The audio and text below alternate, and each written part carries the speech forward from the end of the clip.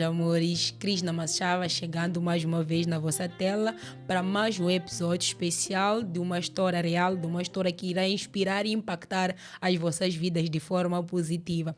E trago para hoje uma mulher especial que traz consigo uma bagagem de histórias que vão mudar a vossa forma de olhar a maternidade ou da forma positiva ou também de uma parte negativa. Mas o ideal é sempre o nosso lema, partilhar história, dar voz às mulheres para falar na primeira pessoa e nada melhor que ter uma mulher super especial ao meu lado para fazer isso. Olá! Olá, bom dia, boa tarde ou boa noite. Chamo-me Neide Malate, tenho 31 anos de idade, sou uma mulher casada, mãe de 2 filhos, sou formada em Sociologia pela UEM, já trabalhei em algumas instituições bancárias e agora faço conta própria, tenho alguns negócios, como sou confeiteira, tenho a página da Neide Doces e Salgados no Instagram e estou aqui para partilhar um bocadinho da minha história para vocês. Obrigada, Neide. Seja bem-vinda ao Cuvelega. Muito obrigada. Em jeito de início, a Neide podia nos contar, partilhar conosco quando é que começa a tua jornada com a maternidade? Para eu falar da minha jornada com a maternidade, devo começar, digamos que a partir do momento que eu comecei a ter a minha menstruação, né? Eu tive a minha primeira menstruação muito cedo. Me lembro que a minha menstruação começou de uma maneira um bocadinho, acho que diferente de alguns relatos que eu já tinha na altura. Muito cedo, fala mais ou menos de quantos anos? Eu estava com 10 anos para 11 anos de idade. Uau, se o ideal diz que é começar a partir dos 12, 13. Exatamente. Então, na altura eu me lembro que foi um Natal, um desses natais, passei em casa da minha avó. Então, estava lá, eu comecei a passar mal, a sentir-me mal, sentia umas vertigens, umas dores, né? Eram cólicas, mas na altura eu não conseguia identificar como cólicas. Umas dores assim no ventre e tudo mais, comecei a passar mal, tive alguns vômitos, algumas diarreias e por aí fora. Só que eu longe de pensar que era a minha menstruação que estava a começar. E nem sabias o que era na altura. Não sabia. Ok, que já tinha algum conhecimento por causa da escola, já tinha passado pela 5ª classe, então já tinha algum conhecimento. Só que quem me chama a atenção, porque no momento a minha mãe pensava que, não, deve ser porque ela talvez comeu demais, como estamos aqui em festas e tal. A minha tia é que diz, olha, porque eu estava a ter bilis, né? Ela diz, eu acho que o período dela está para começar. Mas para uma mãe é aquilo, é muito cedo, não sei Para o 10 quê. anos também. Exatamente, 10 anos. Então, minha mãe disse, não é possível, ela ainda é muito nova, por aí fora. Ok, naquele dia não saiu a primeira menstruação, mas tive esse mal-estar, senti cólicas muito fortes, mas depois passou acho que uma semana, no final do ano, foi quando começou a sair alguns, mas de uma maneira assim, castanho, um sangue um bocadinho estranho, mas eu já sabia, né? Falei com a minha mãe, pá, aquilo tudo, tipo, tá bem, vamos comprar pensos, vamos não sei o quê e tudo mais.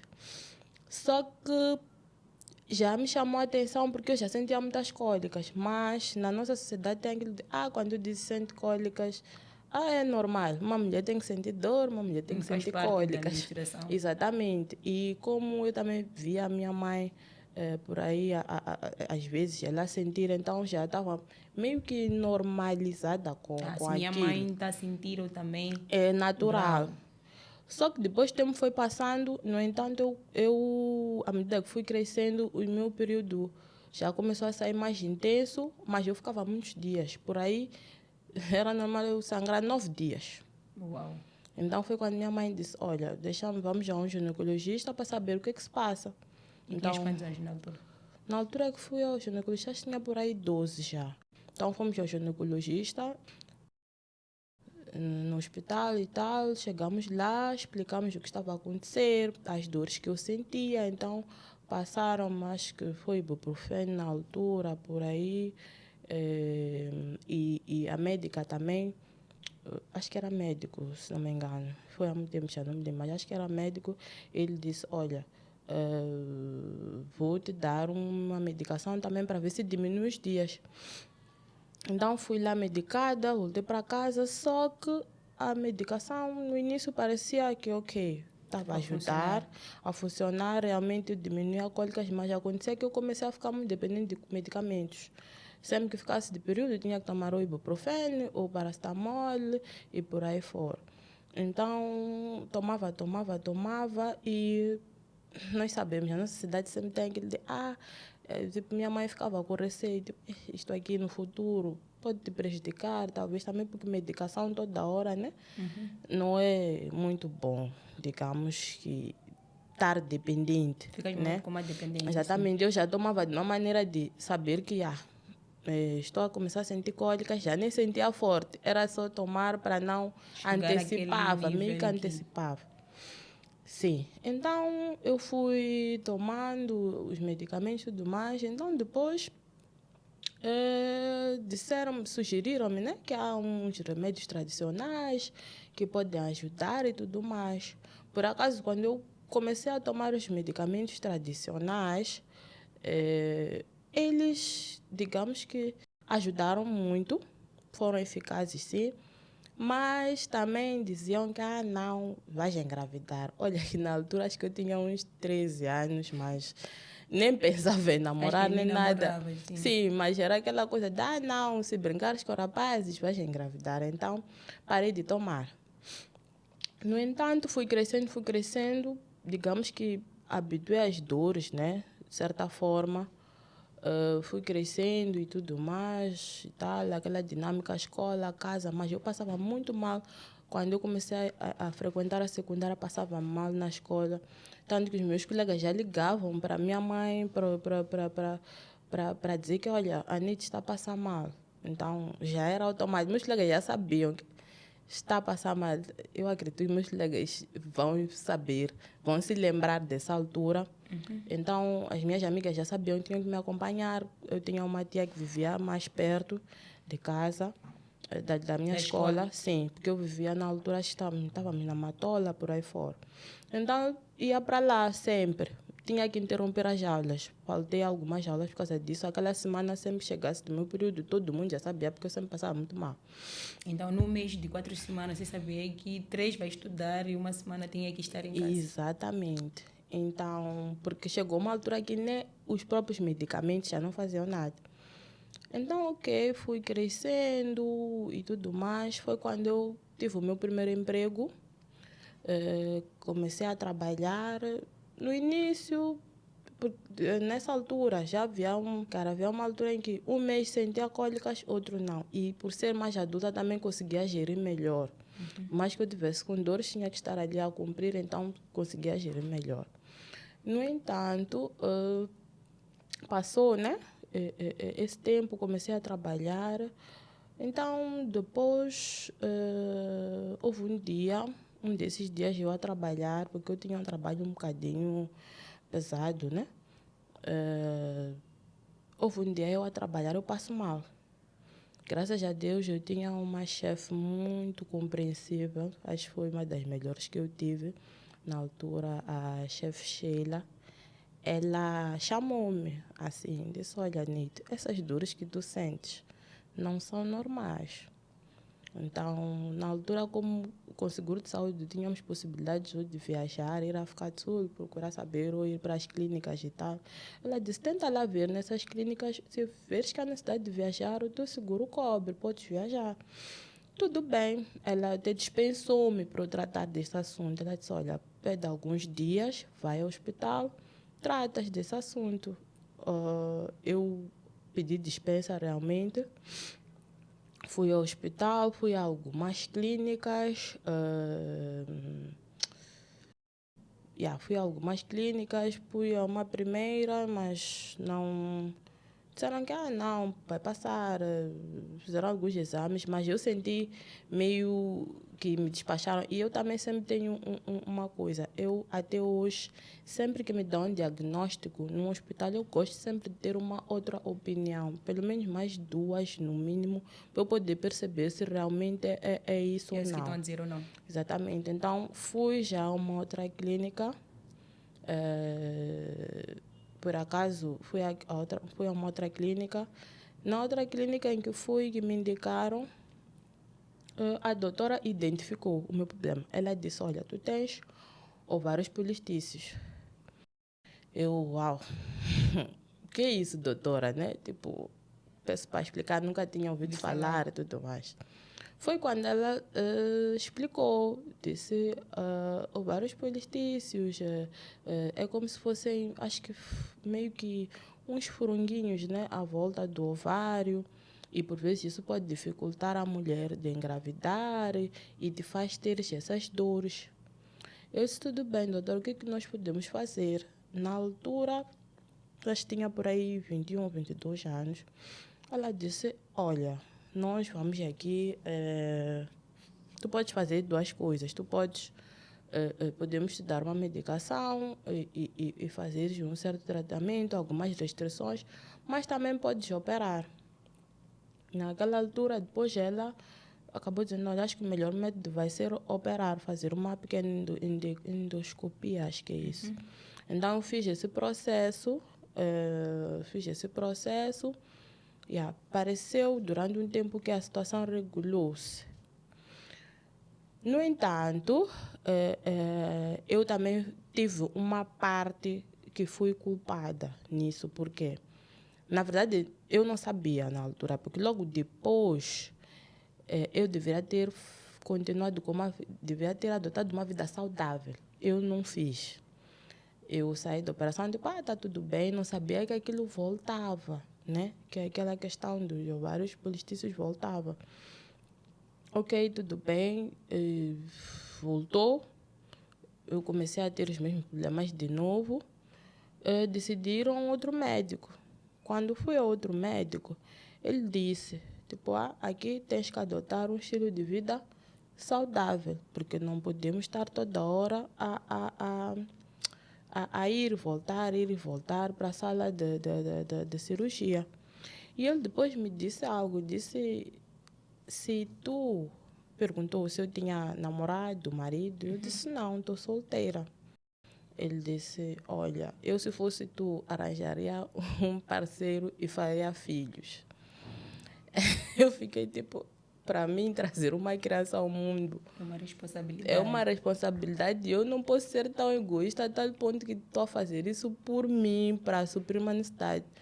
Então, como eu sempre fui uma mulher de fé e crente, eu disse, não, eu não quero acreditar que é isso que Deus quer para mim. Se realmente for para eu ser mãe, hei de ser no momento certo. Eu não quero acreditar que isso é uma condicionante, porque ele colocou aquilo, ele disse, se tu demorares, não vais conseguir ter filhos.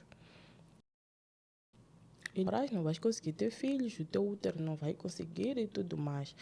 E aquilo naquele dia caiu-me tão mal, eu saí dali tão triste, tão mal. Me lembro que depois, quando saí dali, fui ter com uma amiga minha. Chorei tanto, mas eu disse a ela, não, eu quero acreditar que não é isto, né? Então, depois disso, o tempo foi passando, eu fui vivendo normalmente, adotei sim na altura um estilo de vida mais saudável e investiguei muito. Engraçado que naquela altura eu fui investigar, tipo, quando eu quis investigar, perceber bem o que são vários polistícios, quais são as consequências, eu acabei descobrindo, a quando das minhas investigações, que uma mulher com vários polistícios está suscetível de ter filhos autistas, né? Sim. Então, eu, na altura, também fui investigando um bocadinho sobre isso. Não que fosse a 100%, mas eles diziam que há sim essa possibilidade. Tinha uma possibilidade. Exatamente. Então, ok, fui caminhando. Conheci o meu atual marido, começamos a namorar, até que eu engravidei. eu fiquei grávida, mas a minha gravidez era de alto risco no início, nos primeiros 3 meses. O que acontecia? Era normal, no início da gravidez, estou sentada, não sei, ou melhor, primeiro eu descobri a gravidez de uma maneira muito engraçada, porque para mim, tipo, não é possibilidade de eu ficar grávida. Já me deram esse Sim, diagnóstico. sim, para mim, pelo menos agora, vai ser. Na minha cabeça é tipo, não, vou casar, vou decidir ter. E quando nós planearmos irmos atrás, aí vai acontecer. Tem Vamos fazer tratamentos, não sei o Exatamente. quê. Então, para mim, estava desenhado assim. Mas não foi assim. Eu fico grávida. Na altura, eu me lembro que uma sobrinha minha que diz: tia, o que tem aí na barriga? Tem Do alguma nada. coisa? Sim, sim, sim.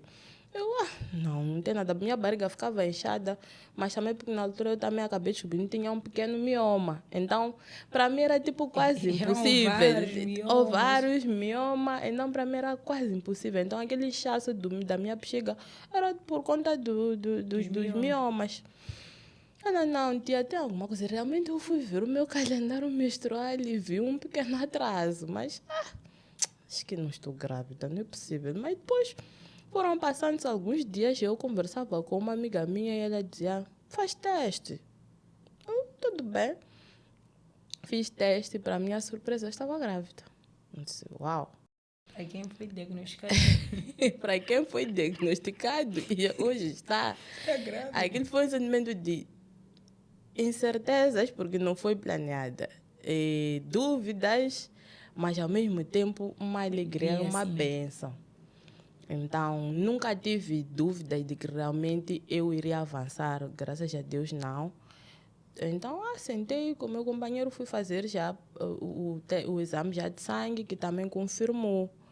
No entanto, alguns dias depois, eu começo, como é que se diz? Começo a passar mal. E sempre de madrugada. De madrugada começo a ter sangramentos. Começo a ter uns sangramentos. O que eu fiz? Eu me lembro que na primeira noite eu ainda não vivia com o meu atual marido. Ele disse: vamos ao hospital. Tudo bem, vamos ao hospital. Chegamos no hospital central nas urgências. Não sei se posso dizer aqui o nome do hospital, mas pronto. Hospital Central de Maputo, nas urgências. E encontrei lá um médico. Acho que era isso, médico. Porque para mim, desculpa, mas ele não é muito digno de ser chamado de ser, porque eu acho que médico é uma profissão muito nobre, mas do jeito que a coisa foi, encontrei lá um médico, Ele não fez atendeu-me. jus à profissão. Exatamente. Eu cheguei, eu expliquei o que estava a sentir. Eu disse: estou com cólicas, eu estou grávida, acabo de descobrir, estou com cólicas e estou aqui, estou a ter sangramentos. O que ele fez? Primeiro me disse: bebe muita água. Eu bebi, acho que mais ecografia. Acho que Isso mais foi em de que 3 ano? litros. Isso foi em 2020. Acho que mais de 3 litros. Ele bebe mais. Mas, doutor, ele bebe mais. Bebi. Ligou ali aquelas máquinas. Fez ecografia. Disse: quem lhe disse que estás grávida? Eu disse: doutor, eu fiz testes. Se realmente estás grávida, eu acho que vais perder esse bebê. E aí? E também, é só uma coisinha que ainda está aí. Então, vai para casa. Não deixe de fazer os trabalhos de casa.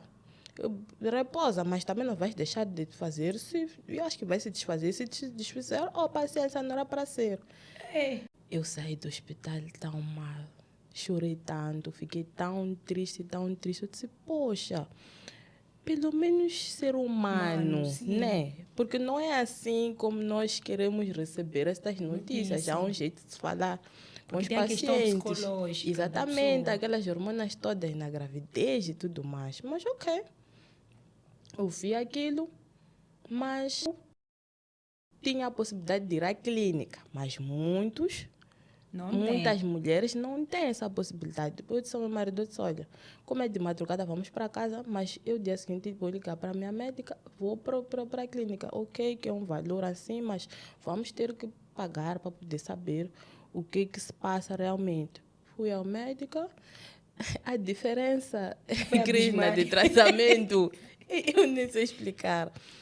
Tu, só ao entrar no sítio, tu percebes uma recepção. Só ao entrar eu estava lá, a doutora fez-me os exames. Disse, olha, tu estás grávida assim, está ali bebê, porque ali naquela ecografia da clínica tu vês tudo, né? Era a diferença de quantas horas?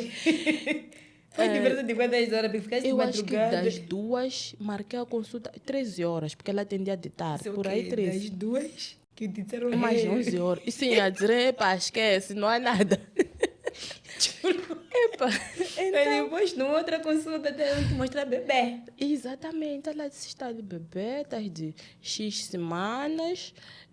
O que acontece é que estás a ter um descolamento. Descolamento da placenta. Placenta. Então, o que eu te indico? Toma essa medicação E repousa. e repousa. Não? Vai lá trabalhar, mas não fica... E depois ela disse, não cozinha, não faz coisas pesadas. Tens que ter repouso absoluto. Uau!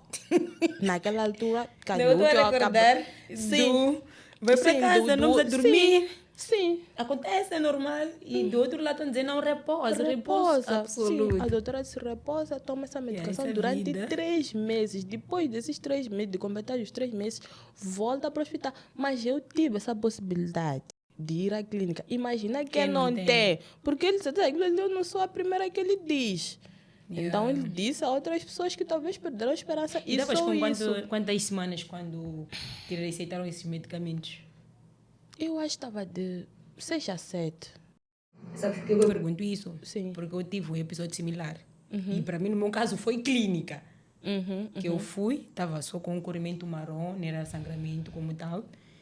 E cheguei lá, a médica se comportou da mesma forma que o médico se comportou, só chegou e disse, como está já ter um corrimento, isso significa que já é um aborto, vai lá para casa, vai sair, se restar alguma coisa, venha, vamos fazer a curetagem ou vamos receitar alguma coisa para tu tomares e ficares bem. E vais tentar de novo. Eu disse, dentro do meu coração, sim.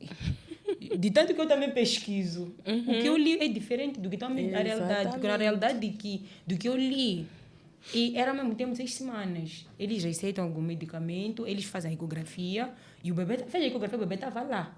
Eu só estava com um corrimento. Ela só disse, você está com esse corrimento porque é um sinal de que é um aborto.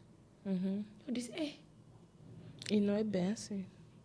Eu disse, mas eu li que vi vídeos que te dão alguma coisa para tomar e receitam o repouso absoluto. A mim estão a me dizer isso e está a ser muito fria.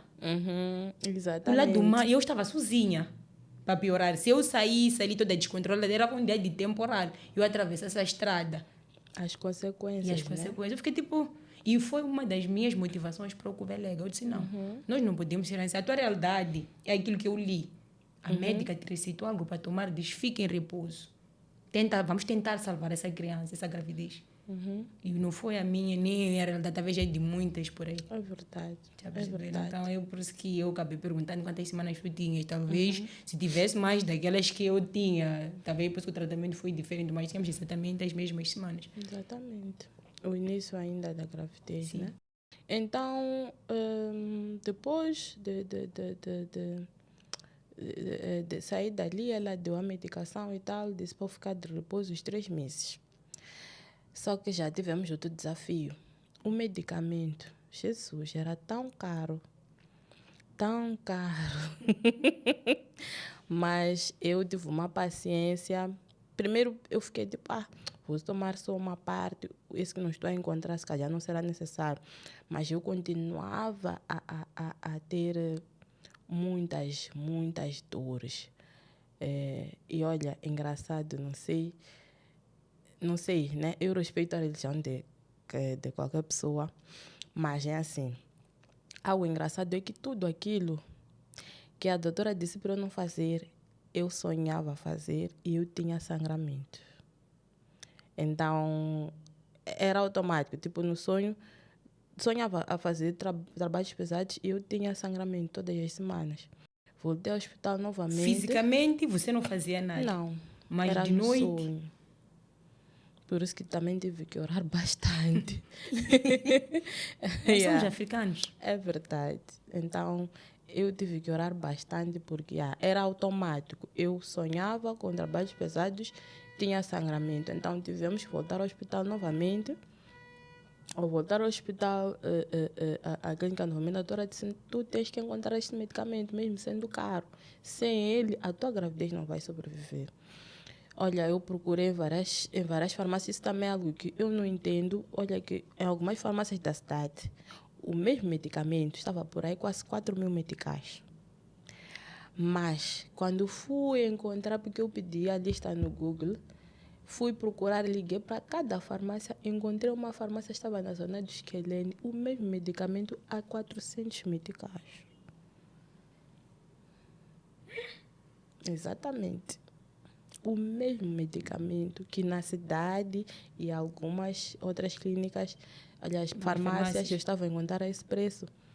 No Esquelene, numa farmácia do Esquelene, não me esqueço, estava a 400 meticais. O mesmo medicamento. Eu também duvido, eu disse, não é possível, será que é o mesmo medicamento? E era o mesmo medicamento. Se calhar a marca é que mudava, mas a função do medicamento era a mesma. Tanto que quando eu comecei a tomar, realmente o sangue estancou. Ok, tudo bem, passou esse período. Depois de 3 meses, graças a Deus, a minha gravidez estabilizou-se. Eu já no 4º, 5º, 6º, que também passei muito mal os meus 3 meses, vômitos e tudo mais. Mas é doença, é a tal famosa doença da gravidez. Sim, eram muito intensos. Muito demais, mas ok. Então, tomei a medicação, melhorei, a gravidez foi indo.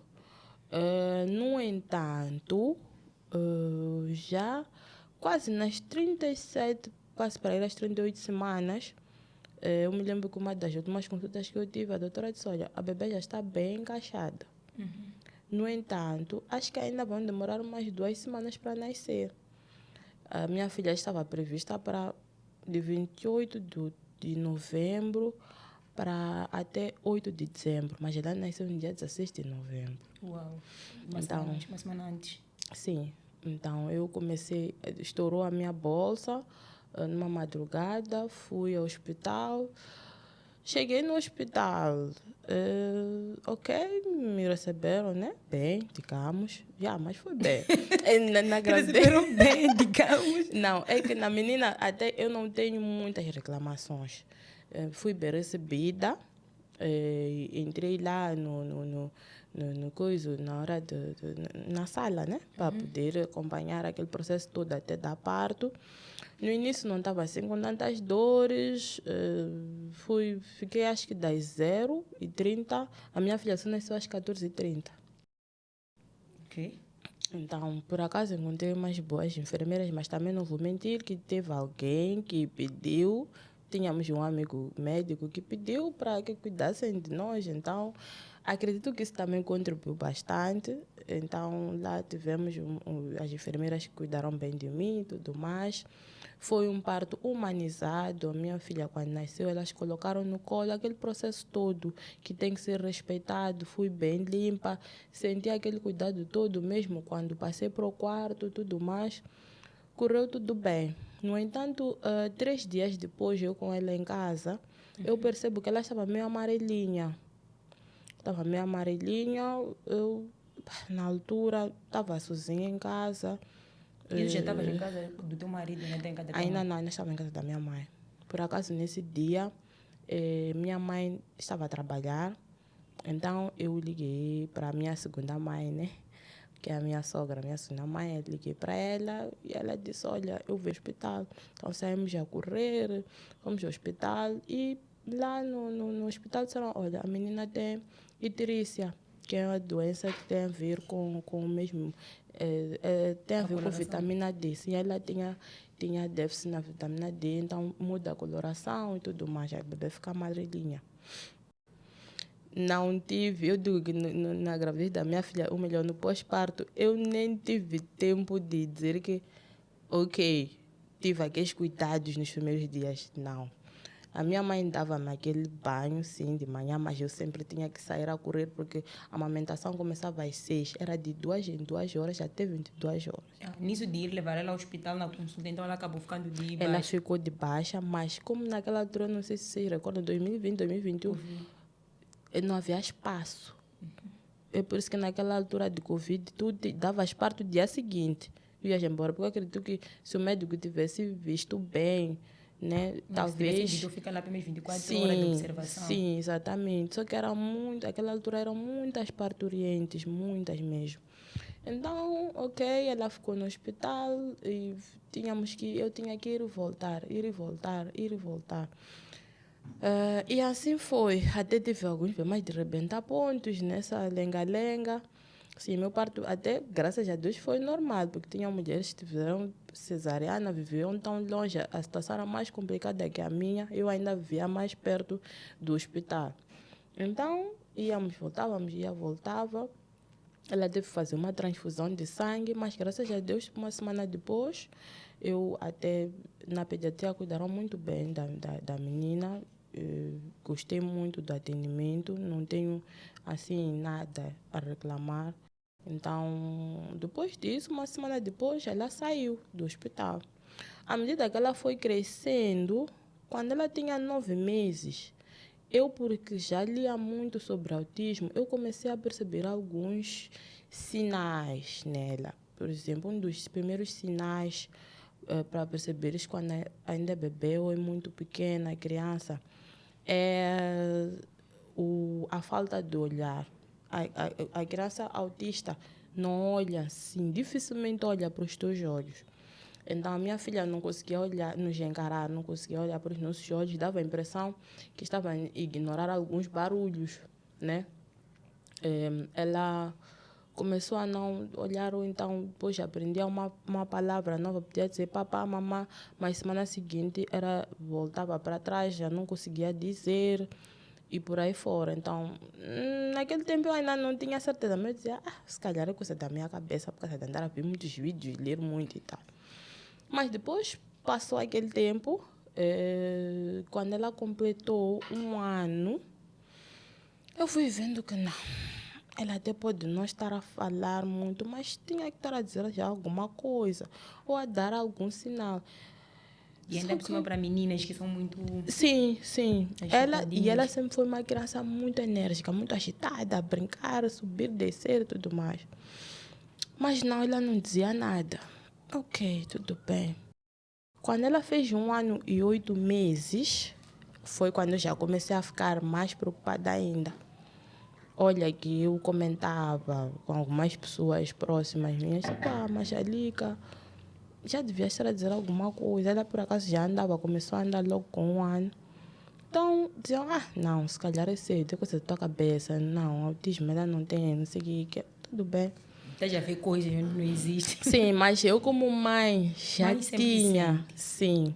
Então fui investigando algumas clínicas, fui para uma clínica que encontrei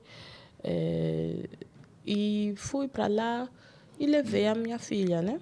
Levei a minha filha e a doutora disse, olha, vamos fazer assim, como ela ainda não está a falar, corta as telas, corta tudo aquilo que lhe distrai. E coloca ela numa escolinha.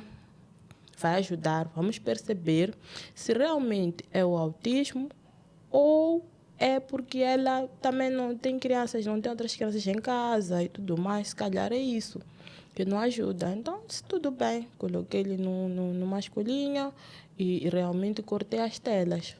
Então, fomos acompanhando ela de volta depois de 3 meses, se não me engano. Fomos acompanhando o desenvolvimento dela na escolinha, ok. Ainda não dizia nada, mas percebíamos que ela estava mais dinâmica e tudo mais. Porque as pessoas têm que perceber que autismo, as pessoas pensam que basta uma criança não falar é autista. Não, existem crianças não verbais autistas e crianças verbais. O autismo tem a ver também com alguns comportamentos, né? Algumas coisas que as crianças fazem, como por exemplo, a minha filha escolhe roupas, tem seletividade alimentar, não come tudo. tem coisas que ela mesmo não gosta de comer. Shima é uma delas. Não gosta de couve, não gosta de salada.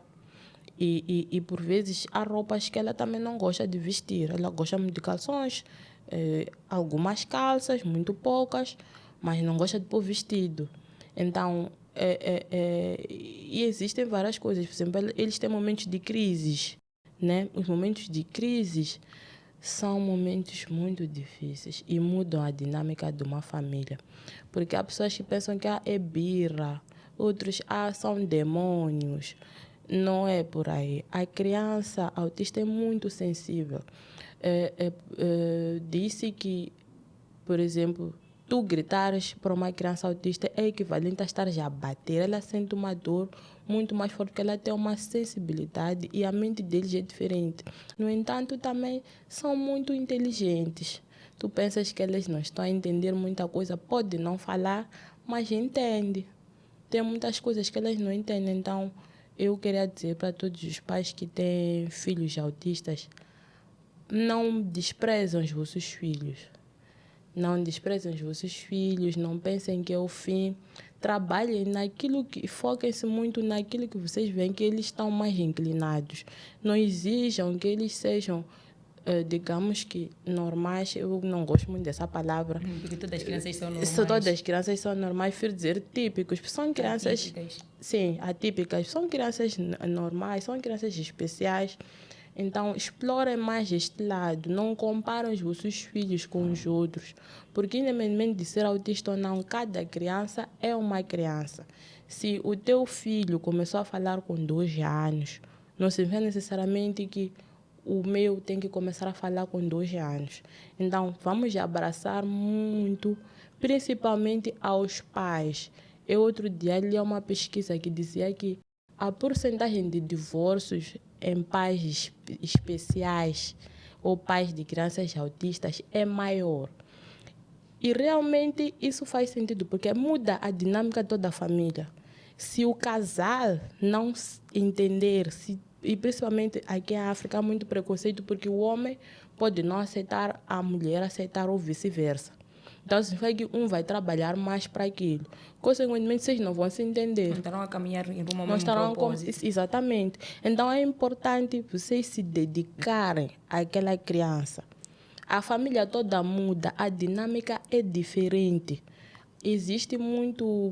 Eu não quero culpar, né? Porque eu tenho até uma boa rede de apoio, não posso negar. Temos as nossas mães que nos ajudam muito. Tenho as minhas irmãs, temos pessoas que nos ajudam muito.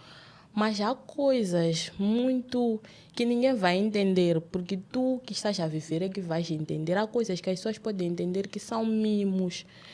Tá a fazer birra, por exemplo, se ela faz alguma coisa que não te agrada, não grita com ela. A criança não vai entender. Não é por aí que nós temos que ir. Então, temos que procurar saber muito, investigar muito, porque infelizmente... Saber como lidar com as crianças. Sim, e também porque infelizmente a informação ainda não é muito difundida. Há muito preconceito. Eu percebo, porque às vezes converso com alguns médicos que dizem, mas o que te garante que ela tem? Eu já encontrei um pediatra que diz, por que tu achas que ela tem? Porque as pessoas pensam que o autismo tem cara, o autismo não tem cara.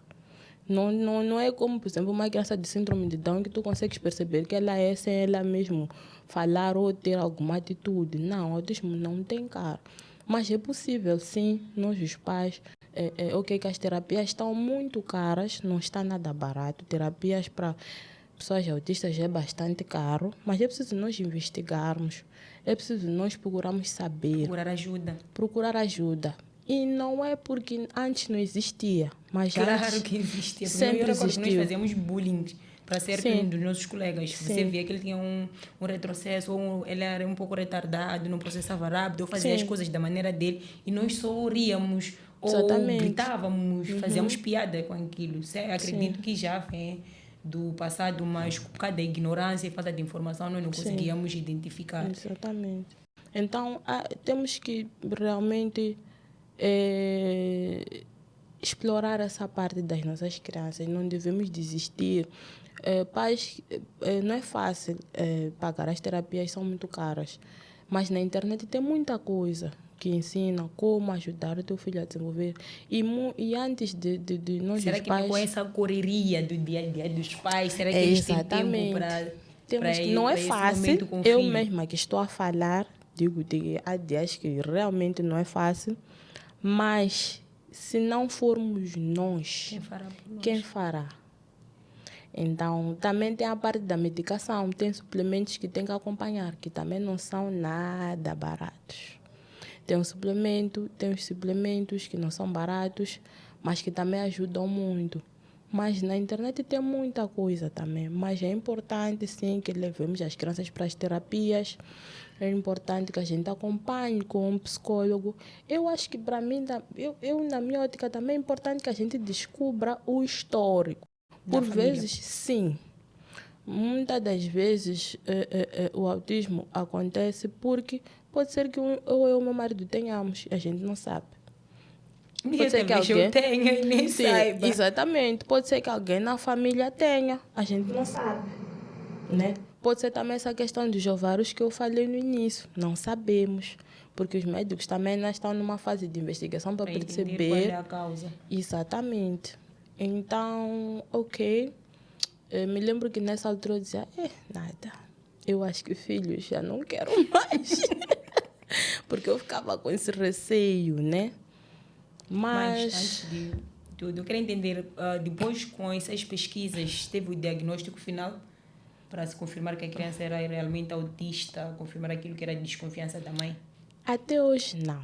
Por quê? Disse, segundo a médica que eu encontrei, a psicóloga, ela disse, olha, Anitta, ela é, mas não te preocupes muito com ela ser ou não. Preocupa-te em fazer, em lhe meter numa terapia e lhe ajudar para ela desenvolver, porque ela pode viver no futuro. Há crianças que até quando os pais, tipo, vão lá atrás, ela pode. Normalmente, de acordo com aquilo que são as limitações dela, tu podes conseguir ajudar ela a desenvolver. Porque até eu digo que minha filha vale a pena porque ela agora já diz algumas coisas, já comunica-se melhor. Consegue ver a diferença? Sim, a escolinha ajudou bastante, as terapias também ajudam muito. Eu consigo perceber, já diz papai, já diz mamá, já diz xixi, já diz cocô, já aponta para algo.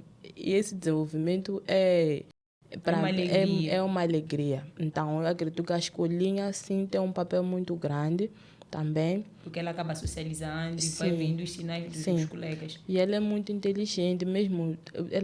Ela desenha muito bem, tem um bom tracejado. Um dia a educadora nós tinha disse, mãe, a Lica tem um dos melhores tracejados aqui na turma, para a idade dela. Tipo, elas mesmas dizem, uau, e a Lica, ela é uma criança muito inteligente e por aí fora. Então, há sim progressos, há sim vários progressos no desenvolvimento dela. Quando é que chega a segunda gravidez? Quanto tempo Uau. depois? Planeada? Ou foi... Prontos. Olha, a segunda gravidez, meu Deus. Para quem já foi dito aqui, não pode ser mãe. Yeah. Vai não. Houveram os polistis. Depois foi lá e disseram que não, já abortou. Sim. De aborto, não, a criança está aqui. É uma maravilha, sabe? Como é que foi? Ok. A segunda gravidez foi como? Eu não diria que foi planeada. Mas... era... Como é que eu posso explicar? Eu já estava vivendo com meu marido, então era tipo... Opa, Não se estava acontecer, acontece. Não estava. Okay. Não estava. Preveni durante um tempo, mas depois já não. Então, nós ficamos tipo, se acontecer, aconteceu. Como é que eu descobri a segunda gravidez? Foi tão engraçado, meu Deus. Eu conheço muito bem meu corpo. E sou uma mulher que fico muito atenta aos sinais. Então, o que aconteceu, eu me lembro que eu estava num espetáculo com uma amiga minha. Então, vamos lá comer um prego por aí. Então, eu gosto muito de prego. Naquele dia, quando eu vi o prego, Jesus, eu logo disse, minha amiga, eu estou grávida. Ela, estás louca, não estás grávida. Não Eu gostou disse, do break. sim, eu disse, eu tô grávida. Ela, vamos lá Vamos lá dançar, não curtir. sei o quê. Você já não tá bem. Ok. Passou-se aquele tempo, senti algumas coliquinhas. Eu já sabia que estava, mas eu não estava com Era antes do atraso. pressa. Na verdade, sim, antes do atraso eu descobri muito cedo. Antes do atraso. Sim. E eu não quis fazer teste que eu sabia que podia dar negativo. Não passaram-se alguns dias, algumas semanas e realmente eu vim a confirmar que estava grávida. Uau! De novo. Ok, tudo bem. Vimos, tá bem, é isto mesmo. Conseguiste fazer Vamos. aquela surpresinha da caixinha, Desta meinhas. vez foi mais fofinho. Foi mais fofinho. Yeah. Então, tudo bem. Passou, eu vi que estava grávida e tudo mais. Engraçado que, por causa da primeira gravidez, eu estava à espera de ser de novo de risco, de passar Mesmo mal, de historial. não sei. Sim. Só que, esqueci um ponto importante. Outra coisa que eu também descobri que pode influenciar na criança ser autista é o déficit da vitamina D. E eu descobri que eu tinha déficit da vitamina D, que causou a icterícia da minha Da filha tua lá no filha. início. Sim, sim. Então, essa parte é muito importante. O que eu fiz? A partir do momento que eu descobri, eu comecei a tomar muita vitamina D, mas eu não sabia que aquela vitamina D também me tornava mais fértil. Oh, Fui descobrir que também me tornava. Eu descobri que tinha déficit em algumas vitaminas, fui suplementando. E eu fico grávida assim mesmo. Tipo, Bruno. fico grávida assim mesmo. Eles têm diferença de quanto? 3 anos, assim, por aí 3, quase 4. Então, eu tomo a vitamina D, não sei o quê. Fico grávida e descobri, foi aquele, né? Aquilo tudo. Eu estava à espera de ter os mesmos sintomas. Eu estava à espera de passar mal como passei. Mas graças a Deus foi uma gravidez tão fofa. Tranquilo. Tranquila. E eu até já sabia que era menino. Tinha certeza. Sem fazer ecografia? Sim, na minha filha também eu tinha Sonhou? certeza. Não sonhei. Já que Eu acho sonho. eu acho que a questão de que os sintomas são diferentes nos sexos, eu acho que faz um bocadinho de sentido. Para mim fez um bocadinho de sentido. Sim, porque a gravidez toda foi super diferente. Então, Suposto ter outra criança para vermos. não sei. Não sei. Suposto ter outra criança para nós sabermos. Então, eu não tive assim, tive enjoos, mas não tantos. Foi uma gravidez que me deixou fazer tudo, eu descobri tudo mais. Tanto que eu fiquei um tempinho, não fiquei muito ansiosa para ir ao hospital, não sei o quê. Depois de um tempinho é que comecei já a ir Fazer realmente. planeamento. Não planeamento, quando descobri no início. Ok, para O fazer. pré-natal, sim. Para fazer o pré-natal só. Sim. Então, fui lá ao hospital e tudo mais. Com 3 meses. Naquela Então esperaste os altura, 3 meses. não, também não, eu nem aconselho muito. Não esperei os 3 meses, mas acho que fiquei 2 meses, sim. Foi no segundo mês que eu já fui. Mas desculpa, antes disso, estou a esquecer um ponto também super importante. Eu descubro que estou grávida. Sim. Jesus, eu descubro que estou grávida, né? Fiquei umas semanitas. Como eu descobri muito cedo, eu sentia umas cólicas fortes, que é aquela cólica diz que está a encaixar. De implantação. De implantação, porque eu descobri muito cedo. Mas, em algum momento, eu sentia ela muito forte. Fui para uma das clínicas aqui na praça. Chego lá, faço a ecografia. O médico diz que este bebê está fora do útero. Eu, what? Fora do Fora útero? do útero, por quê? Porque ele não viu nada? Ele diz que viu e estava fora. Eu não estava conseguindo ver nada, mas pronto, ele viu, diz que estava fora do útero. Se fora do útero, pronto, ok. Mas doutor, tem certeza? Ele sim, epa. Ele logo. E foi uma consulta muito despachada. passa ali, diz está fora do útero, tens que ir agora para o ICOR, fazer exame para saber como é como né? Para saber alguma coisa, já não me lembro muito bem agora. E depois daqui, se não tiveres condições de fazer na clínica, vais ao hospital central, vais ter que tirar uma tromba, vais ter que abortar. Tipo, Vais ter que interromper a gravidez, uma gravidez etópica.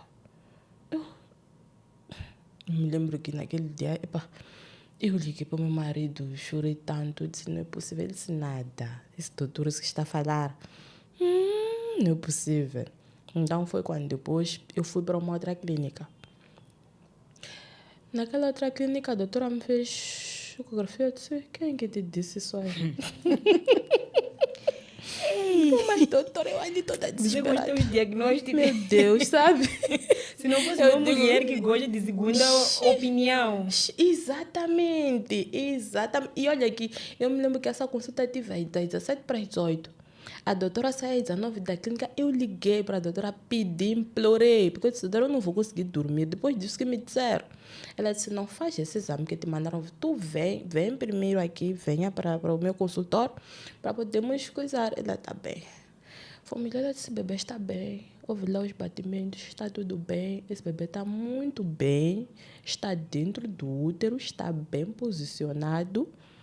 Não é possível, como é que te disseram para fazer isso? Querem te matar. Eu disse, também não sei, doutora. Ela, tudo bem, vai para casa, relaxa, essas dores já sentiram, porque ele ainda é pequenino, está a implantar. É normal, se não deixa de sangramento, é normal, vive Também normalmente. crescimento do útero. Exatamente. Ela disse, vive normalmente, não tem nada demais. Tudo bem, mas estava já a perceber que isso também mexeu com o meu psicológico. Isso mexe. Se calhar até podia ter tido um aborto espontâneo e por aí fora. Mas graças a Deus não. Então, depois a gravidez foi fluindo, foi andando. Foi uma gravidez muito saudável, uma barriga enorme. Em relação à minha filha, foi uma barriga enorme. Talvez por ter a segunda gravidez, dizem que as segundas sempre... Enorme, de verdade. Eu até pensava que eram 2 bebês. pensava que eram 2 bebês. Só que nessa altura, eu por acaso estava a trabalhar numa empresa, numa instituição. E eu descobri que estava grávida a trabalhar nessa instituição. Só que recebo uma proposta para ir para uma outra instituição. Quando passo para outra instituição, eu expliquei a minha situação a um dos colegas, né, que me recebeu. Eu disse, olha, para eu deixar lá, eu tenho essa situação. Será que dá mesmo para eu estar a trabalhar assim? Ele disse, não tem nenhum problema, não vejo nenhum problema. No entanto, se consegues trabalhar, trabalhas. Ok, trabalhei normalmente, de certeza que tinha uma e outra limitação, mas eu trabalhava. Só que a minha barriga começou a vir muito cedo. Com 2 meses já estava grandinha. No entanto, não sei dizer ao certo o que aconteceu.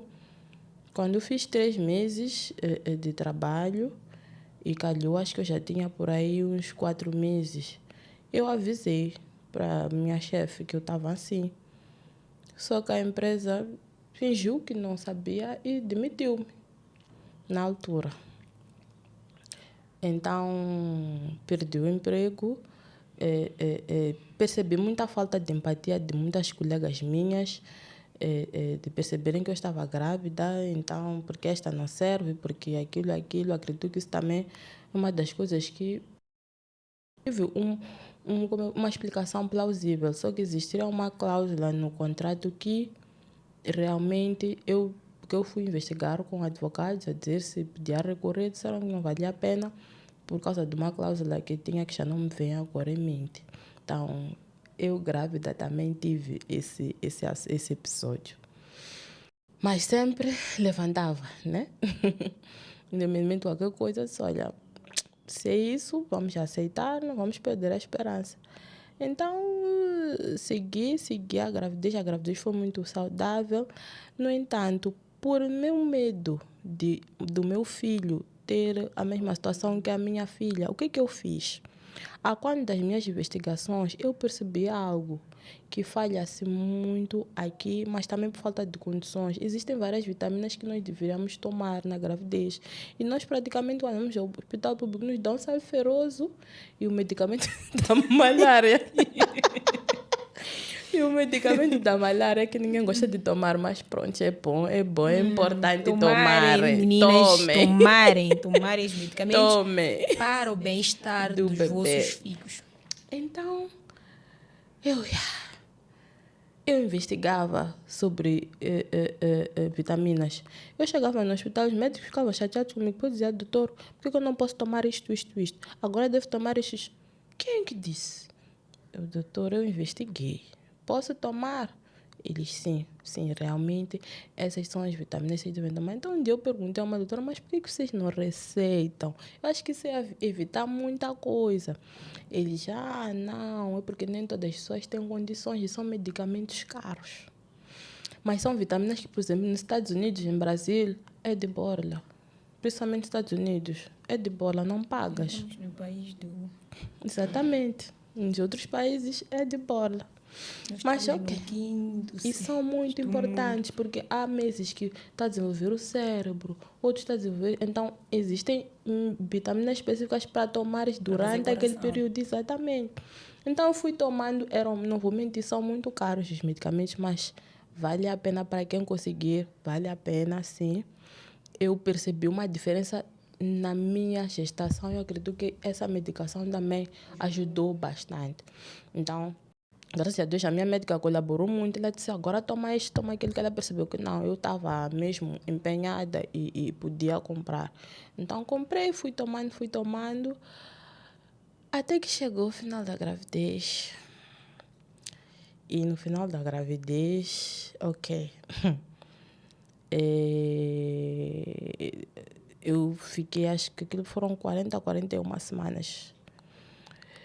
Até que num domingo, comecei, acho madrugada de domingo para segunda. E meu filho, o nascimento dele foi uma graça. Digo isso porque eu nesse dia me lembro que fui à igreja. Já nem podia conduzir nem nada, mas eu peguei no carro e fui à igreja.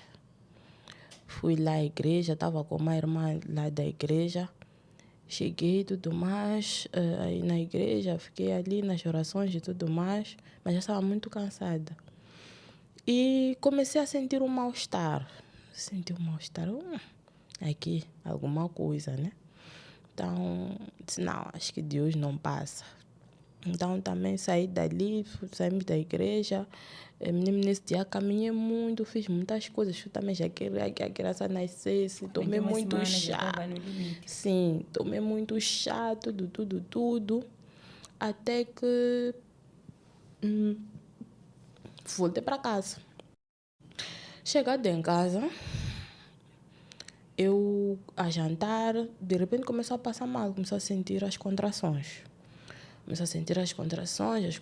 As contrações estavam muito rápidas e, como dizem que uma gravidez, na minha cabeça, se a Lica nasceu às 14h30, eu não vou correr. Aquilo eram 23 horas. Mas eu já estava tão mal, o intervalo de tempo já era curto. E quando meu marido disse, vamos ao hospital, tu já estás mal? Eu não quero ficar muito tempo no hospital, eu tenho medo. Com tantos chás que você tomou, esqueci. E provoquei mesmo, porque eu já estava tão cansada. Até que fomos ao hospital. Eu acho que eu teria tido meu bebê ou em casa ou no meio do caminho, porque aquilo foi ir ao hospital, passar mal, a sentir contrações e tal. Eu já cheguei no hospital já a sentir aquelas contrações de expulsão. Tive aqui no Hospital Central de Maputo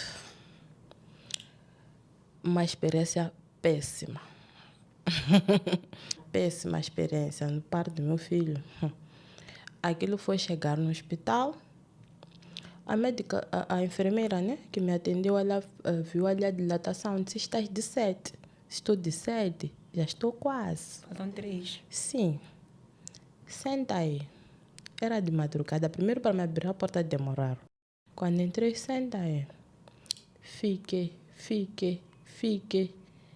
Eu disse, enfermeira, esse bebê vai nascer. Ela, tá bem, vamos entrar. Cheguei lá, na maca, tudo mais. eu já cheguei já a expulsar praticamente. Comecei a passar mal, comecei ali a sentir as contrações, Eu a pedir, enfermeira, a pessoa ajuda, a pessoa ajuda. As enfermeiras estavam a assistir um programa televisivo. De madrugada? Sim, ao virem eu a gritar. Eu, enfermeira, a pessoa ajuda, enfermeira socorro. Aliás, você pensa o quê? Você chegou agora. Achas que essas que chegaram há muito tempo, você vai chegar agora da parte? Eu disse, enfermeira, bebê, vai sair, já está para sair. Acreditas, Krishna, que eu ali eu só fiz uma oração e disse, Deus, aqui sou eu e tu. Eu subi na maca, eu dei parto sozinha. A enfermeira, quando vê que este bebê já saiu, ela diz, já deste parto. Abre lá as pernas, mas eu não posso pegar teu sangue. Eu não posso me sujar com teu sangue. Então tens que colaborar. Eu olhei para ela primeiro, porque ela levou o bebê, não colocou o bebê no meu colo. E isso é muito importante para quem não sabe, nos primeiros minutos de vida, o bebê tem que ir ao colo da mãe. Não tive aquele primeiro momento com meu filho, ela carregou meu filho até de qualquer maneira, só lhe pegou como se fosse uma coisinha e foi deixar lá no berçário. Nem te mostrou? Não me mostrou. Foi deixar no berçário. Ali nas limpezas, abre lá bem as pernas. Deixa que abrir bem as pernas. Não esteja abrir as pernas, por quê? Eu não vou pegar esse teu sangue. Abre lá bem as pernas. Mas quem ia te limpar? Não sei.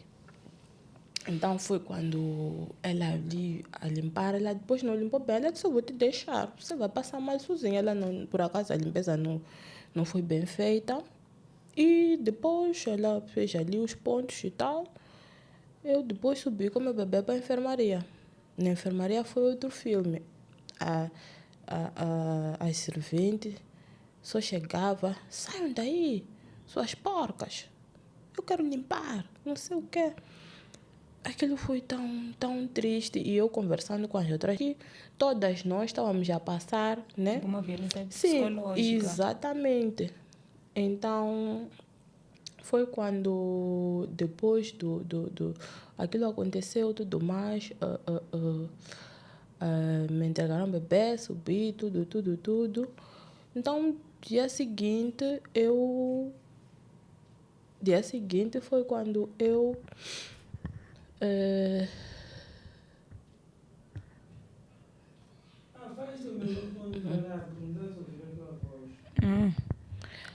dia seguinte foi quando eu já para ter alta e tudo mais, saímos dali e tudo mais, graças a Deus o bebê estava bem. Ele por acaso teve também um pouco ficou um pouco amarelo, mas não foi grave. A doutora disse era só dar banhos de sol, estava tudo bem.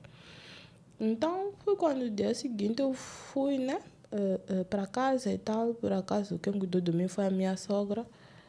Mas se ela não tivesse feito as limpezas que me fez, tu não tens noção da sujidade que saiu. Eu passei tão mal.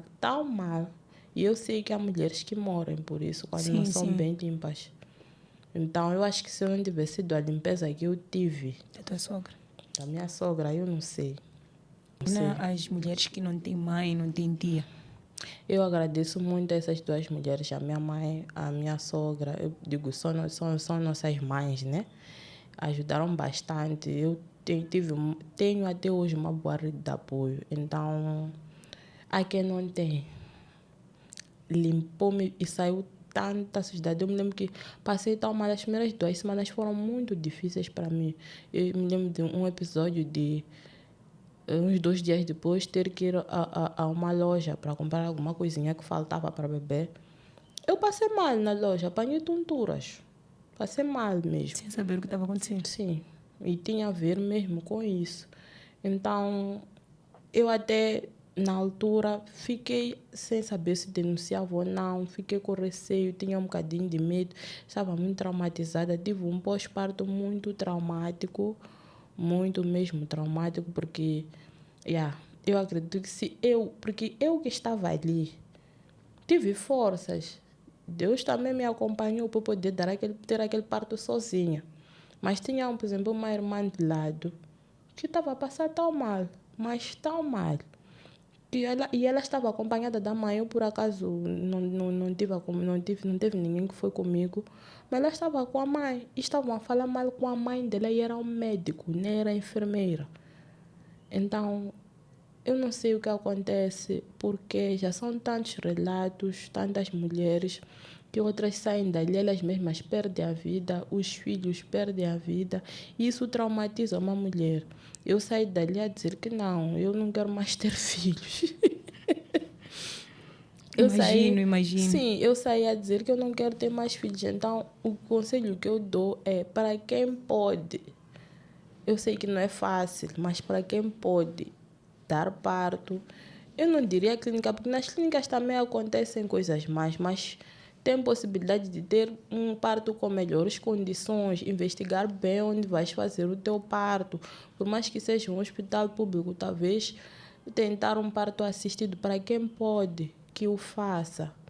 Mas para quem não pode, nós pedimos a todas as enfermeiras, todos os médicos, nós estamos ali vulneráveis. Não tem mais ninguém que pode cuidar de nós, só vocês. Sabemos que por vezes também podemos fazer uma e outra coisa que não é boa, mas não é porque nós queremos. E também parabenizar aos enfermeiros e médicos que cuidam bem. Existem, sim, ok, que ultimamente há muitos relatos de violência obstetrícia, mas os que cuidam bem de nós agradecemos, mas pedimos melhorias, principalmente nos hospitais públicos. A situação não está boa. Então, a situação realmente são não muitos está, relatos, são como muitos. disseste, e muita coisa vem acontecendo. Eu sou uma pessoa que carrego muitas histórias de mulheres que dão a voz diretamente, outras preferem falar no anonimato. E os relatos do anonimato não são nada agradáveis. Não são. São iguais ao que estás a falar sobre o tratamento, sobre o acompanhamento, casos de mulheres que dizem que chegaram no hospital com cólicas, com extrações, foram às 20, 19, e você ser atendida às 6 do dia seguinte, e acabando saindo de lá sem teu filho, sem sair, você ficar... Perder teu filho, às vezes, por uma negligência médica, às vezes perder teu filho por falta de atendimento rápido. Porque, como nós sempre dizemos, uma gravidez é uma gravidez. O que tu passaste na primeira gravidez não é o que tu passaste na segunda. O mesmo relato de todas as mulheres que já tiveram mais de uma gravidez. A primeira é diferente da outra, as experiências são diferentes. Então, e tendo especialistas, são enfermeiros, médicos que já trabalham na área e sabem que esse mundo é diferente, é uma jornada desafiadora que posso chegar, parir, pode chegar alguém, ficar mais de 24 horas até contração e não conseguir parir. Acho que eles tinham que ter essa sensibilidade de saber entender quando a mulher diz que a criança está a vir. É porque você está sentindo no teu corpo que aquela criança está a sair. E vamos dizer, quando a criança não está a sair, você diz ao médico, tu vai esforçar mais a criança. Então, é uma coisa que remete a ouvir mais a paciente, obedecer os comandos da própria paciente, dê os comandos, mas acho que há uma necessidade de nos ouvirem mais, saber que é o corpo dela, é o momento dela, ela sabe o que está acontecendo com o corpo dela. É triste o que falas, só não posso falar muito porque é algo que a pessoa falou no anonimato, talvez vai ganhar coragem, vai falar, mas eu tenho pessoas que já passaram por isso, de dar parto sozinha e só virem carregar a criança. Isso para mim é violento. Primeiro estás vulnerável, primeiro acabas de dar parto, o teu psicológico não está bom, tu só precisa de alguém para te amparar, só precisa de alguém só para te dar instruções. O que eu faço agora, como te apoiar, é o que nós buscamos naquele momento. E depois amanhã estamos a falar de uma depressão pós-parto. De onde é que surge essa depressão pós-parto? Não é através dessa violência? É isso. Como é que essa mulher vai estar bem? E vão dizer, não, porque ela é mimosa. Porque... Como? Exatamente. Como? Percebes? Exatamente. São relatos e relatos. E eu agradeço muito, vou ser sincera, a esse espaço que nós temos como mulheres agora de falar abertamente sobre os assuntos. Talvez no tempo das nossas mães já acontecia, mas elas calavam. Elas eram educadas a calar. Elas calavam, mas a nossa geração é uma geração que vem com um espírito de atrevimento. Temos uma vontade de atrevida e queremos falar, queremos Sim. desmitificar as coisas que não estão boas, queremos estamos a pedir ajuda de uma certa forma. E gostei muito das tuas palavras em apelar aos médicos e aos enfermeiros a serem mais humanos. Sim. É uma profissão que eles escolheram, Exatamente. é uma profissão que eles juraram. Porque é uma profissão de risco. Ou você mata ou você cuida. Então, se você jurou, disse que eu vou cuidar, tem que fazer valer. Então, é triste às vezes ouvirmos esse tipo de caso, que médicos que distratam e acabam sujando aqueles que trabalham com amor. Porque existem médicos que trabalham e têm paciência, te explica, isso é isto, é aquilo. Não interessa se é clínica ou público. Há médicos que trabalham no público e também são muito humanos. Muito bons, é verdade. E há hospitais, há departamentos que os médicos trabalham. E temos que aplaudir essas pessoas. É verdade. Há médicos que hoje em dia que fazem conteúdos, explicam nas suas redes, falam, isso é aquilo, menstruação é aquilo, quando já sai da maternidade, os primeiros cuidados com o teu filho, é isso. Eu super apoio e super aplaudo, porque é dessa informação que nós precisamos. Juntos somos mais fortes. E a experiência boa que eu tive, por acaso, no meu segundo filho, foi com um pediatra que viu, percebeu uma diferença, me senti até, eu disse, uau, afinal, existem. Existem Sim, profissionais, porque existem. há aquele lado da maternidade que nós temos que falar também. A maternidade, eu digo sempre, é que nem uma roseira. Tem espinhos, no fim, tens uma rosa. São desafios. Pode engravidar, está tudo bem hoje, amanhã acorda, já não está tudo bem. Estás a dormir, de manhã estava tudo bem. Estamos a conversar, estou a acordar, já não estou bem. São desafios de alguém que está dentro de ti, que você não tem controle sobre ele. Se chuta, agradece. Se vais à consulta, está tudo bem, agradece. Se vais no dia do parto, estás a ter contrações, estás a ser bem atendida, agradece. Se sais do parto com tua criança, agradece. É verdade. Porque é algo que Se está vocês dois fora. saem vivos, né? Sim, é algo que está fora do nosso controle, é só Deus, acima de tudo. Eu digo isso, é gravidez, é aquilo que dizem, é porque eu quero ser mãe. Bonito e apoio e digo, abençoadas são as mulheres de eu quero ser mãe e consegue. Eu digo, ser mãe é você dizer, Deus, eu quero ser mãe e Deus tem que permitir. Porque se você tomar e dizer que querem ser pais, querem ter criança, e se Deus não permitir, não vai acontecer. Podem ficar anos a tentar. É verdade. São 3 pessoas envolvidas. Não é só querer. Porque se eu quisesse, eu estaria aqui com 50 crianças. Mas sou eu que sei os desafios que eu enfrento. É verdade. Falas de medicamentos. Super assino embaixo. Tive uma situação, por exemplo, acho que há meses, de eu notar que as minhas regras estavam estranhas, estavam diferentes daquilo que eu conhecia. Fui à consulta, a médica é super boa, não posso mentir, é uma médica que eu gosto muito de conversar. E ela conversou comigo, me perguntou a mesma história que te perguntaram, que este é filho. Ela faz aquele meu controle para ver como é que está a minha situação, nem para não ter problemas no futuro, já tendo problemas, né? Mas aquilo na consulta ela falou comigo, eu disse, as minhas regras não estão regulares. Eu sempre fui regular, estou a ver de uma forma estranha. Ela sentou comigo, fizemos um cálculo, ela disse, exatamente, aqui não está tudo bem. Quando me receitou os medicamentos, se o plano pagasse, eu agradecia. Mas os suplementos que me receitaram, eu sei que eu gastava uns 12 mil meticais só para tomar por 15 dias a 30 dias. E aquilo tens que tomar todos os meses para poder voltar a regular a tua menstruação. Porque parece que eu estava a ter era um problema na ovulação. Então era aquela forçar a ovulação para poder voltar a estar regular. O que eu digo, medicamentos são caros. Muito. Mesmo quem vai à clínica, quando é teu bolso a pagar, estamos a tossir, sim, estamos a tossir, estão caros. E não é algo que um sal feroz vai resolver. Já estamos a apelar, né, aos hospitais que talvez os medicamentos ligados à saúde reprodutiva da mulher, de uma certa forma, tenham que estar acessíveis. Porque é daí que nascem os médicos, os doutores, os engenheiros, todos presentes. Então, há que pensarmos de uma forma mais humana para poder ajudar mais mulheres que não conseguem comprar esses medicamentos e acabam, por falta de tratamento, aceitando que elas não são férteis. Quando falando de ação fértil, eu precisava de um simples medicamento para corrigir alguma coisa. Então, o teu depoimento traz muitas camadas. E nessas camadas que ele traz as experiências com a tua relação com tua mãe, que ela foi uma super heroína. Eu te digo na primeira pessoa. A minha mãe vai assistir, talvez. Mas eu me recordo quando eu menstruei, eu nem sabia o que era, mesmo ter estudado, na altura davam nas ciências naturais, Sim, sim. mas eu não sabia o que era penso, eu não sabia como se comportar, eu não sabia o que tinhas que fazer. E nem conseguia falar com a minha mãe, porque minha mãe não tinha aquela abertura de falar desse tipo de assunto. Eu nem julgo, porque eu acredito que ela estava mais preocupada com outras coisas que na cabeça dela não pôs, ou não tinha informação que a minha filha, nessa idade, há de ver uma menstruação. Então, eu digo, a minha experiência foi diferente da tua, eu digo, a tua mãe é uma heroína, porque eu, quando menstruei, estranhei e só ouvi falar do penso com mais amigas.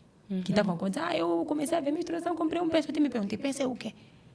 Como é que é essa coisa? E eu, quando menstruei, eu usava trapos. Yeah. Cortava a capulana e usava, mas com o tempo, quando fui crescendo, fui já conversando, é que me disseram que penso é isso. Eu me recordo do penso, o primeiro penso que eu consegui comprar, mas comprei sem dizer à minha mãe que eu menstruava. Era um penso cor-de-rosa, não sei se se recorda, era Always. Era Always o Stay Free. Não, era Always, aquele cor-de-rosa, aquele comprei. cor-de-rosa. Sim. Foi o Tô a primeiro ver. penso que eu usei, mas sem acompanhamento da minha mãe. Mas a tua mãe conseguiu te fazer acompanhamento, conseguiu te levar a especialistas, ainda cedo. É verdade. Algo que talvez te permitiu, mesmo com esses teus diagnósticos também que são estranhos, né? Chegar já a uma gravidez. E já imagina se uma tua mãe não tivesse logo cedo te levado ao Como especialista. seria? Como é que Porque teria muitas sido? são preconceituosas quanto a isso. Percebes? Sim. Imagina se a tua mãe não tivesse sido aquele tipo de mulher, diz, filha, eu sei que isso vai te prejudicar, deixa lá irmos a um ginecologista, ou podes tomar um medicamento tradicional, porque a nossa medicina também tradicional funciona. Toma. Yeah. O que tu terias sido? Será que terias sido das crianças? Não. Está a perceber? A questão onde vem é aí que vem a importância dos próprios pais fazerem acompanhamento das filhas. Nós temos que saber como é que começa cada fase. Temos aquela fase e começa a menstruar com 10 anos. Para muitos pais, uma criança de 10 anos ainda é criança.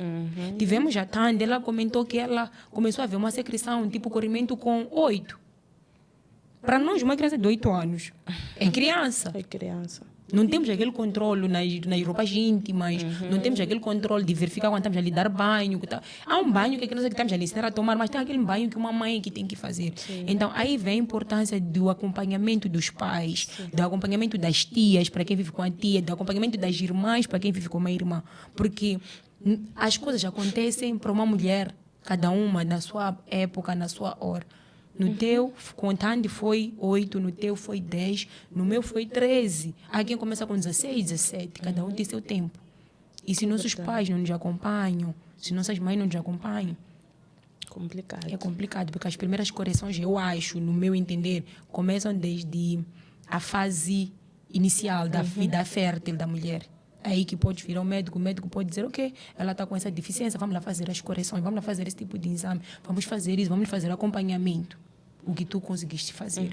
E tens que ser muito grata à tua mãe por isso, porque ela foi uma heroína, e não é algo que eu não experienciei. Falo na primeira pessoa, minha mãe, me desculpe, mas eu não vivenciei.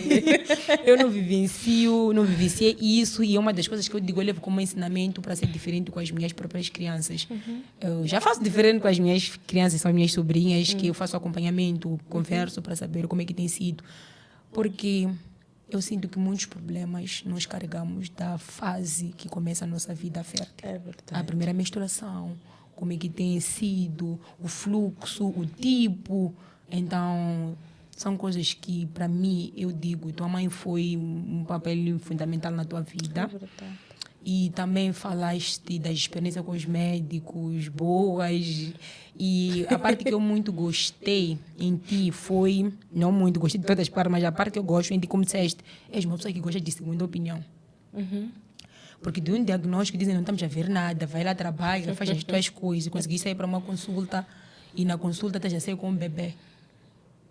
Que se não fosse aquela pessoa que diz, deixa eu procurar saber, terias perdido aquela criança. Sim, sem dúvida. Percebes? Sem dúvida. Teria assimilado o que me disseram e teria perdido. Sim, mas Deus esteve contigo na dianteira, senão minha filha vai na segunda opinião. Então, é isso. Se tua mãe não tivesse prestado essa atenção, acho que a história talvez teria sido diferente. E essa tua força, ir atrás da segunda opinião, isso eu acredito que seja um dom. Porque muitas na primeira já estão aí desesperadas, já estão aí a dar-se como vencidas. Então fica como um insight, um exemplo de que o primeiro diagnóstico não é o definitivo. Há uma necessidade de nós verificarmos em diferentes pessoas, porque é só ver o que aconteceu com ela, né? De um bebê que já tínhamos perdido para um bebê em diferenças de horas, que já tens um outro bebê, um outro bebê que esqueci da gravidez etópica, que ela tinha que fazer uma cirurgia, tinha que retirar a trompa para ir fazer um outro exame com diferença de 2 horas, que é um mínimo, e dizerem que o bebê está bem, está a crescer saudável, ter uma gestação muito saudável.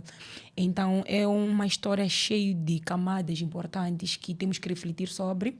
É uma história que inspira para mim, porque não é só sobre falar dos desafios como tal, é saber também lidar, como nos comportarmos, como lidar com cada situação. Será que me dizerem que não vais nascer mais é meu diagnóstico final? Será que vou viver desesperada? O psicológico fica abalado e dizem que o nosso corpo é uma máquina, recebe tudo que nós assimilamos. Se tu renegas essa informação, teu corpo não vai assimilar, o teu útero não vai assimilar que ele é infértil. Então há uma luta que temos que fazer com pessoas, né, normais, de buscar o treinamento psicológico, de não deixar as coisas nos abalarem e não deixarmos que a opinião ou a decisão seja o nosso diagnóstico definitivo. Para mim, eu digo, quem dá a última palavra é Deus. Então, se Deus escreveu que você vai nascer, você vai nascer. Mesmo que passem anos, passe pelo processo que faz parte da vida, você sempre vai nascer. Então, os teus conselhos, os teus insights sobre uma criança atípica foram muito importantes e foram muito valiosas, porque isso remete a uma reflexão. E o teu lado de investigar as coisas, eu super aplaudo. Porque eu acho que temos que ter essa sensibilidade. Nós temos telefones que são Androids, a maior parte de nós, né? Vou assumir assim, posso assumir que também tem pessoas que não têm, mas para aqueles que têm, temos Androids. Vamos gastar os nossos megas com informação que é útil para nós. Vamos investigar, procurar saber, entender o que está acontecendo conosco. E isso é algo que mostraste que investigas e foste falar com os médicos. Não, eu li que tem que ser assim. E conseguiste pelo menos corrigir um pouco aquilo que aconteceu com a primeira criança. Porque conseguiste sozinha dizer, pai, tem que tomar essas vitaminas. A minha criança nasceu com uma deficiência. Foi por causa disso, então eu tenho que tomar isso para poder corrigir. E o que falaste é verdade. No Brasil, eu acompanho muito os depoimentos deles, as histórias das mulheres. Eles sempre dizem, eles têm uma preocupação com a gravidez. Fazem exames periódicos. Com 3 meses fazem uma ecografia, depois com 4 vais fazer uma morfológica para verem o estado da criança, onde conseguem ver se é deficiente, podem ver se tem sinais de ter uma criança síndrome de Down e começar a te dar vitaminas para poder começar a corrigir. Eles começam a retificar essas deficiências ainda na barriga da mãe. Então, é algo que talvez a nossa medicina também tenha que evoluir um pouco. Acho que algumas clínicas já fazem, né? Tem que ter dinheiro. Fazem os exames, essas morfologias. Alguns médicos já estão atualizados e acabam prevenindo essas doenças, de uma certa forma. Eu acho que é um tópico muito importante e continues assim a partilhar a tua história com essa garra de querer investigar, porque informação é poder.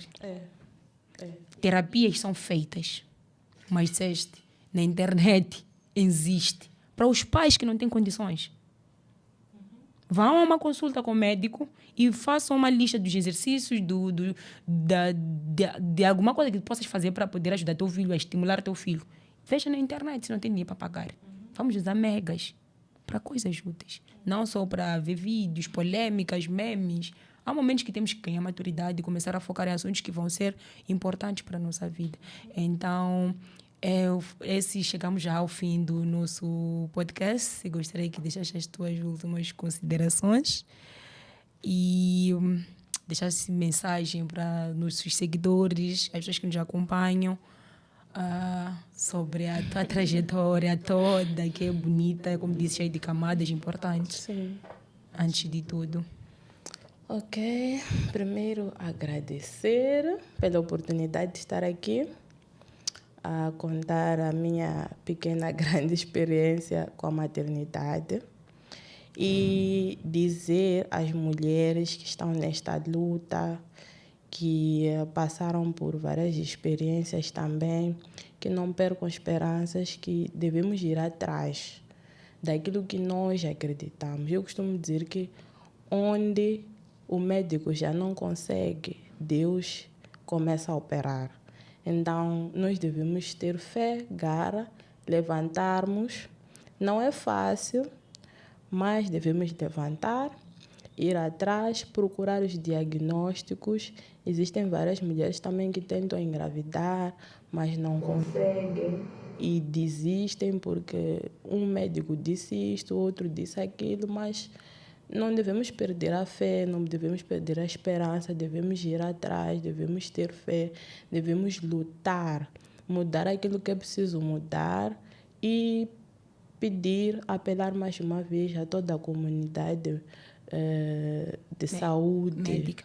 A toda a comunidade médica, para que olhem para nós também como vossas irmãs, vossas filhas, mulheres que estamos ali para ser atendidas e, acima de tudo, sermos cuidadas com respeito, com amor. Nós pedimos esta paciência, nós pedimos que vocês cumpram com aquilo que foi o vosso juramento e pedimos que haja, sim, melhorias. Eu acredito que se cada um de nós der o seu 1%, tudo vai melhorar, principalmente o sistema de saúde no qual estamos a falar aqui. Então, agradecer a toda a minha família, ao meu esposo, aos meus filhos, às minhas mães, irmãs, cunhados, todo mundo, muito obrigada e até a próxima.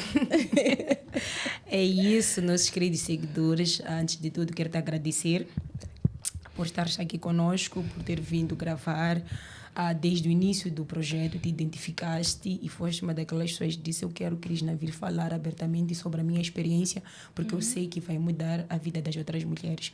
Não existe uma história pequena, não existe uma história grande, toda história é história. Então, temos que falar abertamente. As tuas camadas são diferentes das camadas das outras histórias. Então, para mim, foi de louvar te receber aqui. Muito obrigada mesmo.